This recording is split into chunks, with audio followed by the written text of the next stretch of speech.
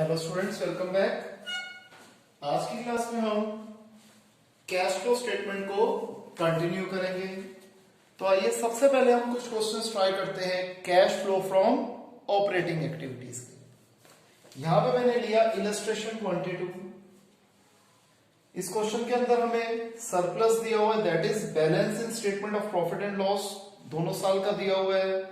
Bill receivable, accumulated depreciation, outstanding rent, prepaid insurance, goodwill और stock. ये हमें 2 साल का दिया हुआ है for the year ending 31 March 2019 and for the year ending 31 मार्च 2020। तो सबसे पहले हम क्या करेंगे, जो दोनों साल के प्रॉफिट्स हैं उसका डिफरेंस ले लेते हैं। Current year minus base year यानी कि 31 मार्च 2020 में से 31 मार्च 2019 का जो प्रॉफिट है वो माइनस कर लेते हैं। तो 3 लाख में से 2 लाख गया, ये आ गया 1 लाख। अब क्योंकि इस क्वेश्चन में एक्स्ट्राऑर्डिनरी आइटम्स वगैरह कुछ भी गिवन नहीं थी तो हमने डायरेक्ट लिख दिया net profit before tax and extraordinary items 3 lakh minus 2 lakh that is 1 lakh. फिर सेकेंड आइटम है बिल रिसीवेबल, जिसका बैलेंस बढ़ रहा है। अब ये करंट एसेट से रिलेटेड है। करंट एसेट से रिलेटेड अगर हमें फायदा होता है तो उसे हम क्या करते हैं, सब्ट्रैक्ट करते हैं। कहां पर, cash flow before working capital changes में ये माइनस की आइटम आ जाएगी, इंक्रीज इन बिल रिसीवेबल। फिर एक्यूमुलेटेड डेप्रिसिएशन, इसका बैलेंस बढ़ रहा है तो ये नॉर्मल ऊपर non cash expense and non operating income में आती है, तो इसका जो डिफरेंस है 20,000 इसे हम ऐड कर देंगे। Next outstanding rent, this is current liability. Current liability का बैलेंस इंक्रीज हो रहा है तो ये लॉस हो रहा है, इसे हम ऐड करेंगे। कहां पर, cash flow before working capital changes में। नेक्स्ट प्रीपेड इंश्योरेंस, जो कि हमारा करंट एसेट है, इसका बैलेंस कम हो रहा है, नुकसान हो रहा है, इसे भी हम ऐड करेंगे। कहां पे, operating profit before working capital changes में। हर जगह पे मैं difference of the amount use कर रहा हूं। गुडविल, गुडविल का बैलेंस डिक्रीज हो रहा है तो गुडविल को हम राइट ऑफ कर रहे हैं या अमोर्टाइज कर रहे हैं, ये यहां पर ऊपर ऐड हो जाएगा। ध्यान रखना, जब गुडविल का बैलेंस कम हो रहा होता है that is amortisation of goodwill, उसे हम non cash expense non operating income में ऐड कर देते हैं, सॉरी एक्सपेंस में ऐड कर देते हैं। और अगर गुडविल का बैलेंस बढ़ रहा होता है तो परचेज ऑफ गुडविल को हम कहां लिखते हैं, इन्वेस्टिंग एक्टिविटीज में, और वो ये माइनस की आइटम बन जाती है। This represents outflow of cash. Next है हमारे पास स्टॉक। स्टॉक करंट एसेट है, करंट एसेट का बैलेंस बढ़ रहा है, फायदा हो रहा है, तो इसको हम क्या करेंगे, माइनस में दिखाएंगे। कहां पर, operating profit before working capital changes add के अंदर। अब यहां पर 1 लाख प्लस 20,000 प्लस 40,000 1,60,000, ये बैलेंस किसमें आ जाएगा, operating profit before working capital changes है। उसके बाद ये दोनों चीजें ऐड कर दी, दो चीजें सब्ट्रैक्ट कर दी, ओवरऑल आंसर आ गया 1,06,000 जो कि प्लस में आ रहा है, तो ये हो जाएगा cash flow from operating activities. और अगर यही आंसर माइनस में आ रहा होता तो हम लिखते cash used in operating activities. एक और क्वेश्चन करते हैं, यहां मैंने ले लिया इलस्ट्रेशन 24।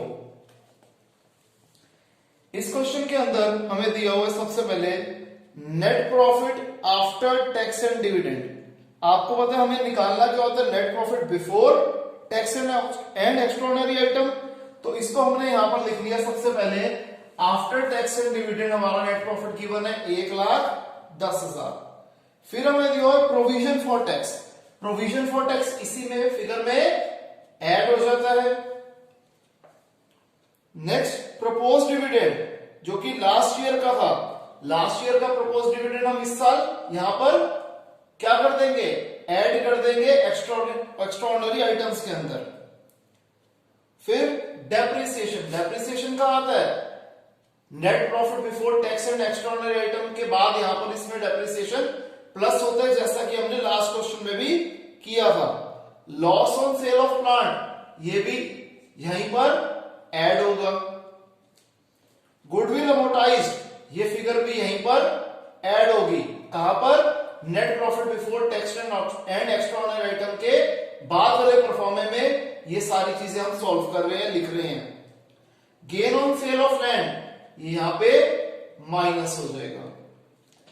इनकम टैक्स पे हमने किया 50,000 का, इनकम टैक्स रिफंड आया 40,000 रुपए का, तो 10,000 रुपए का हमने इनकम टैक्स पे करा है, तो ये आ जाएगा इनकम टैक्स पेड 10,000। क्लियर है? और ये जो हेडिंग थी, यहां पे नाम नहीं लिखा, ये होता है कैश जनरेटेड फ्रॉम ऑपरेशन। अब देखिए, सबसे पहले हमने 1,10,000 में ये दो फिगर ऐड कर दी, और ये जो रिफंड ऑफ टैक्स था, इसका सेकंड इफेक्ट क्या आना था कि ये यहां पर माइनस होना था। जैसे प्रोविजन फॉर टैक्स हमने यहां पर प्लस करा और रिफंड ऑफ टैक्स माइनस कर दिया, तो ओवरऑल आंसर आ गया 1,70,000। तो ये क्या आया था basically? Net profit before tax and extraordinary items. उसमें हमने ये तीन चीजें ऐड कर दी, इसे सब्ट्रैक्ट कर दिया, तो 2 लाख क्या आ गया? Cash generated from operation. इसमें से इनकम टैक्स पेड माइनस कर दिया, तो आ गया cash flow from operating activities. अब आप क्या देख रहे हैं स्टूडेंट्स कि जो हमने परफॉर्मा याद किया था, बेसिकली हम उसी परफॉर्मे में ये चीजें डाल रहे हैं। बहुत ज्यादा आसान चीजें हैं, बस आपको परफॉर्मा अच्छे तरीके से याद रखना है। अगर आप लोगों को अभी भी कुछ डाउट है तो यहीं पर वीडियो पॉज करके पहले परफॉर्मा अच्छे तरीके से रिकॉल कर लीजिए, फिर आप फर्दर क्वेश्चंस को अटेम्प्ट कीजिए। सबसे पहले चलिए ये वाले क्वेश्चंस कॉपी कर देना।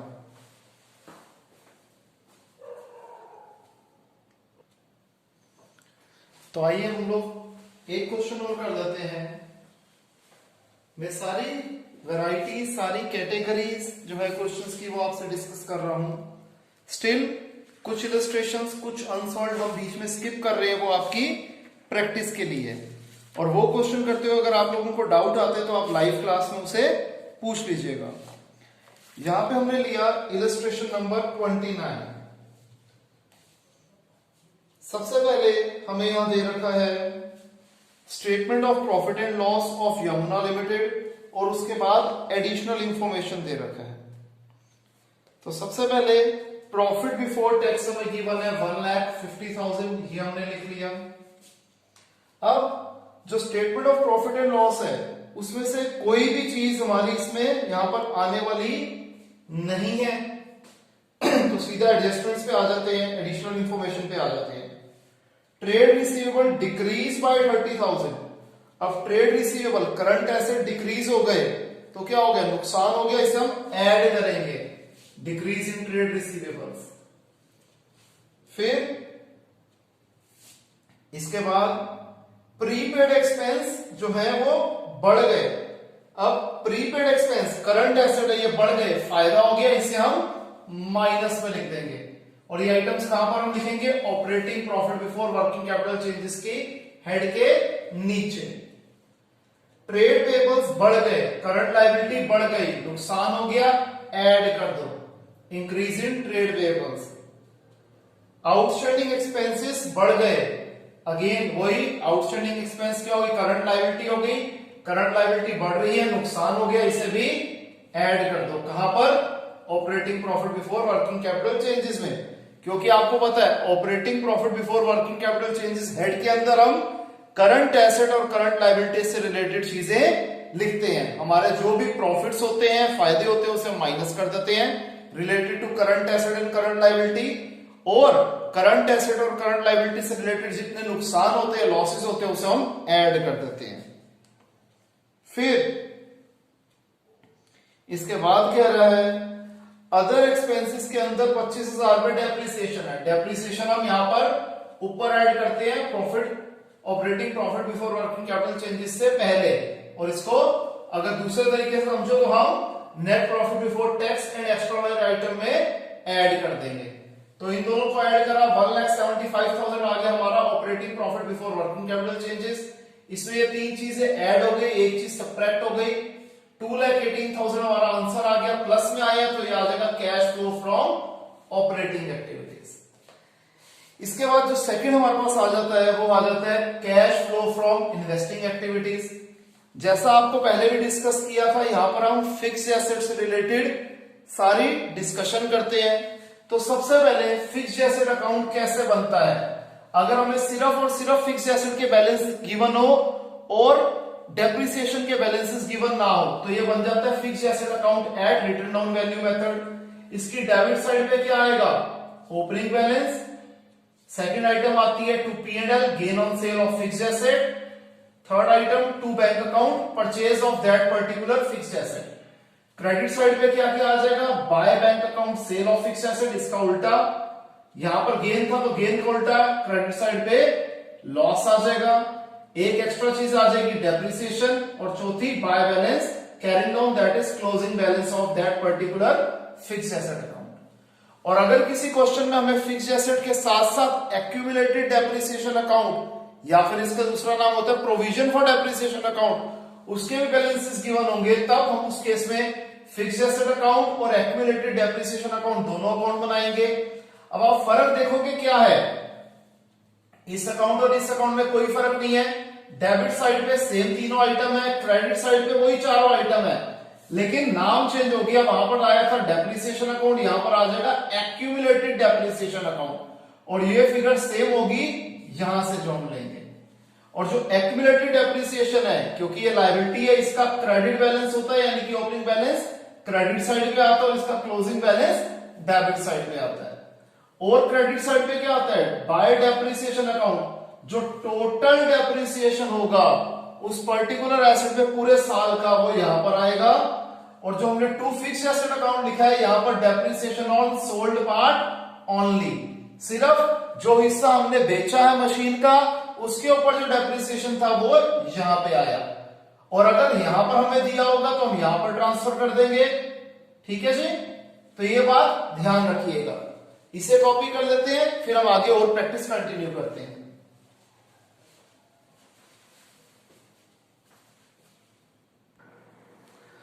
तो आइए स्टूडेंट्स, एक बढ़िया सा क्वेश्चन हम लोग कर लेते हैं, cash flow from investing activities का। यहां पे मैंने लिया इलस्ट्रेशन 36। हमें मशीनरी अकाउंट के बैलेंसेस गिवन है, एक्यूमुलेटेड डेप्रिसिएशन अकाउंट के बैलेंसेस गिवन है, पेटेंट्स अकाउंट के बैलेंसेस गिवन है, और इन तीनों से ही रिलेटेड एडजस्टमेंट्स है। तो हम ये तीनों अकाउंट बनाएंगे। सबसे पहले मशीनरी का ओपनिंग बैलेंस है 4 लाख, क्लोजिंग बैलेंस है 4,20,000। एक्यूमुलेटेड डेप्रिसिएशन का ओपनिंग बैलेंस है 1 लाख, क्लोजिंग बैलेंस है 1,10,000।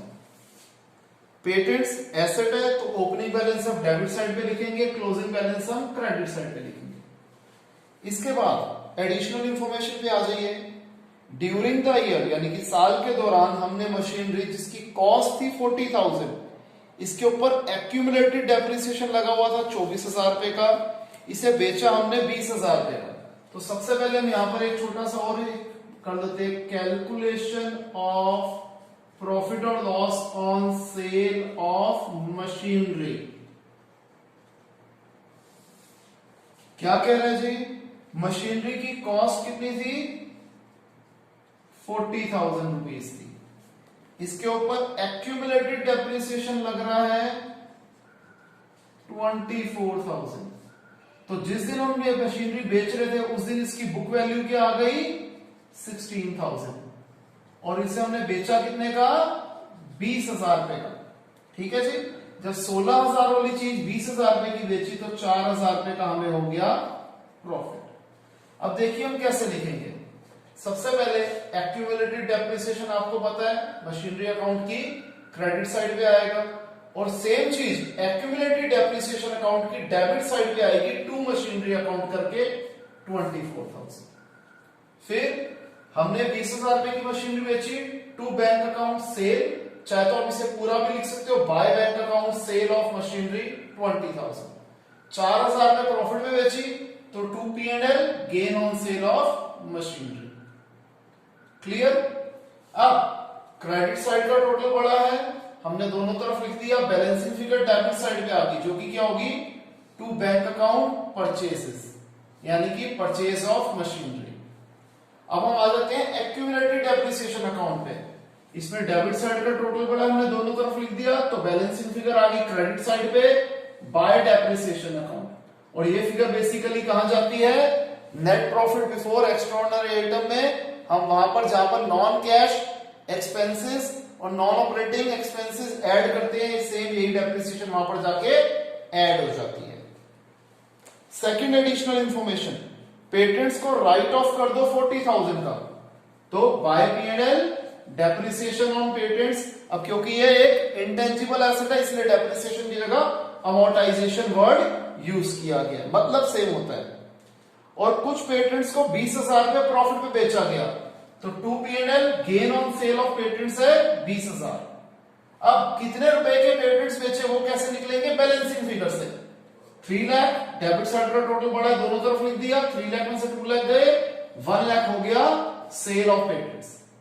अब इन्वेस्टिंग एक्टिविटीज में क्या आएगा, सेल ऑफ मशीनरी 20,000 पैसा आया प्लस की आइटम, सेल ऑफ पेटेंट्स पैसा आया प्लस की आइटम, और हमने मशीनरी परचेज करी 60,000 की, पैसा गया माइनस की आइटम, प्लस प्लस को इकट्ठे प्लस कर दिया, 20,000 प्लस 1 लाख, 1,20,000। इसमें से 60,000 सब्ट्रैक्ट कर दिया तो 60,000 प्लस में आ गया आंसर, ये हो गया cash flow from investing activities. Clear है स्टूडेंट्स, इसे कॉपी करें।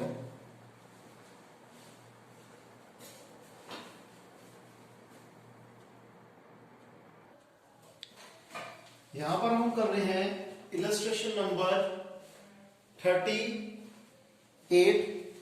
ये थोड़े अलग तरीके से प्रेजेंट की गई है इसलिए मैं हम इसे भी कर रहे हैं। हमें दिया हो परचेज ऑफ इन्वेस्टमेंट 1,80,000, हमने इन्वेस्टमेंट खरीदी, पैसा गया, आउटफ्लो की आइटम है, हमने माइनस में लिख दी। फिर इन्वेस्टमेंट हमने बेची भी है, पैसा आया, प्लस की आइटम है। गुडविल हमने परचेज करी, पैसा गया, माइनस की आइटम है।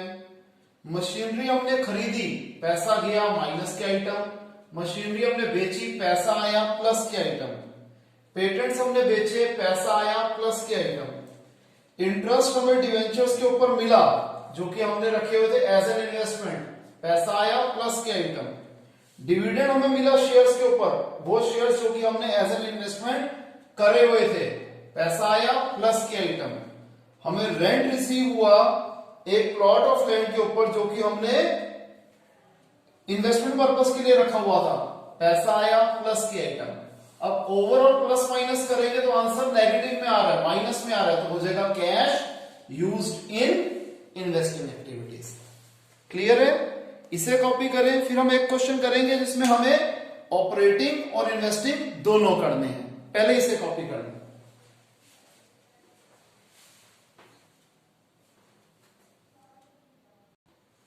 तो आइए स्टूडेंट्स, आज की क्लास का हम लास्ट क्वेश्चन करते हैं।